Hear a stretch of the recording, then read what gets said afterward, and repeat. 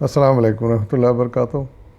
اس وقت میں آپ کے سامنے سورہ الروم کی آیت نمبر 7 اور 8 کا ترجمہ پیش کر رہا ہوں، سماعت فرمائیے۔ اعوذ باللہ من الشیطان الرجیم، بسم اللہ الرحمن الرحیم۔ لوگ دنیا کی زندگی کا بس ظاہری پہلو جانتے ہیں اور آخرت سے وہ خود ہی غافل ہیں۔ کیا انہوں نے کبھی اپنے آپ میں غور و فکر نہیں کیا؟ اللہ نے زمین اور آسمانوں کو اور ان ساری چیزوں کو جو ان کے درمیان ہیں برحق اور ایک مقرر مدت ہی کے لیے پیدا کیا ہے، مگر بہت سے لوگ اپنے رب کی ملاقات کے منکر ہیں۔ صدق اللہ العظیم۔ ان آیت میں اللہ تعالیٰ نے ایک بڑی حقیقت کی طرف توجہ دلائی ہے، اور وہ یہ کہ لوگ اس دنیا کی زندگی کو ہی سب کچھ سمجھ بیٹھتے ہیں، جو کہ ایک بڑا غلط انداز فکر ہے۔ وہ سمجھتے ہیں کہ یہ دنیا اور اس کی راحتیں ہمیشہ رہیں گی، یا جو لوگ مشکل میں گرفتار ہیں وہ سمجھتے ہیں کہ یہ مشکلیں کبھی ختم نہیں ہوں گی، اسی طرح چلتا رہے گا سلسلہ۔ لیکن اللہ تعالیٰ ارشاد فرما رہے ہیں کہ یہ سراسر غلط فہمی ہے۔ اس کی ایک دلیل تو یہی ہے کہ انسان اپنی آپ پر غور کر لے تھوڑی دیر کے لیے۔ یہ اس سے کوئی انکار نہیں کر سکتا کہ آدم علیہ السلام سے لے کر آج تک کوئی انسان ہمیشہ زندہ نہیں رہا۔ ایک نہ ایک وقت آیا کہ وہ انتقال کر گیا، مر گیا، ختم ہو گیا۔ تو جب انسان جو اتنی ذہین اور قابل مخلوق ہے، جس کو کہ اللہ تعالیٰ نے خلیفہ بنایا ہے زمین پر، جب اس کا یہ انجام ہے تو پھر دنیا کی باقی چیزوں کے بارے میں کیسے یقین سے کہا جا سکتا ہے کہ وہ باقی رہیں گی ہمیشہ کے لیے؟ نہیں۔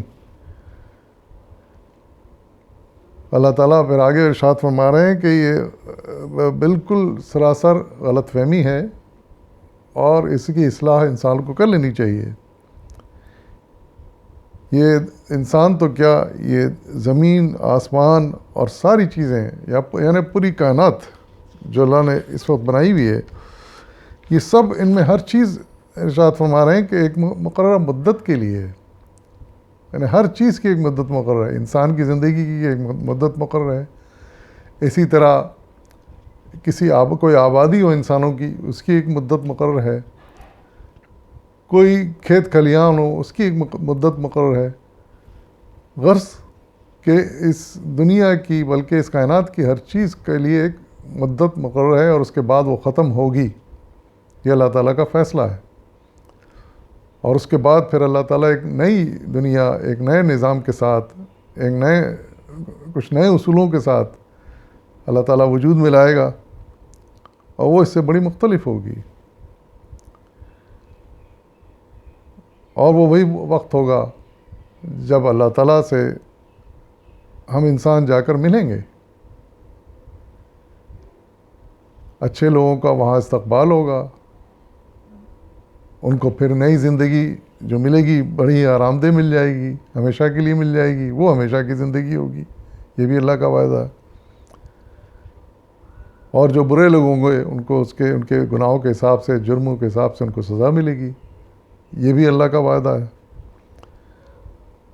لیکن مسئلہ یہ ہے کہ لوگ اس بات پر پختہ یقین نہیں رکھتے۔ کچھ لوگ سوچتے ہیں اس بارے میں، سرسری سوچتے ہیں، ہاں چلو ہوگا، دیکھا جائے گا۔ لیکن یہ ایک اتنی بڑی حقیقت ہے کہ اس کے بارے میں یقین رکھنا بھی ضروری ہے، فکر کرنا بھی ضروری ہے، اور اس کی تیاری کرنا بھی ضروری ہے۔ اور اللہ تعالیٰ اس قرآن کے ذریعے ہم سے یہی بات بار بار دہراتا ہے کہ میرے یہ وعدے بالکل سچ ہیں، اور تم اس کے حساب سے اپنی تیاری کرو۔ تمہارا اپنا کام صرف تیاری کرنا ہے، محنت کرو، میرے اصولوں پر بتائے اصولوں پر چلو، میرے حکم کی اطاعت کرو، تو تم فلاح پاؤ گے. اور پھر نئی زندگی اور نئی دنیا جو اللہ تعالیٰ بسائیں گے اس میں ہمارے لیے بڑی اچھی جگہ ہوگی، بڑا اچھا مقام ہوگا. اور یہی اس پوری قرآن کی دعوت ہے. اور اس میں بار بار یہ ڈراوا دیا گیا ہے، یہ خوف دلایا گیا ہے کہ اگر ان اصولوں پر نہیں چلو گے اللہ تعالیٰ کے بتائے ہوئے، جو نبی لے کر آئے، جو کتابیں لے کر آئے، اور اس دنیا کے خاتمے کا یقین نہیں کرو گے اور اس میں بہکے رہو گے، اس میں مبتلا رہو گے، اس دنیا کی زندگی میں غرق رہو گے، تو پھر ایسا کا انجام بہت برا ہوگا اور پھر آخرت میں ان کا کوئی حصہ نہیں ہوگا. یہ باتیں بڑی فکر کرنے کے لائق ہیں. یہ کوئی ہنسی مذاق نہیں ہے، کھیل نہیں ہے، یا کوئی ہلکی لینے والی بات نہیں ہے.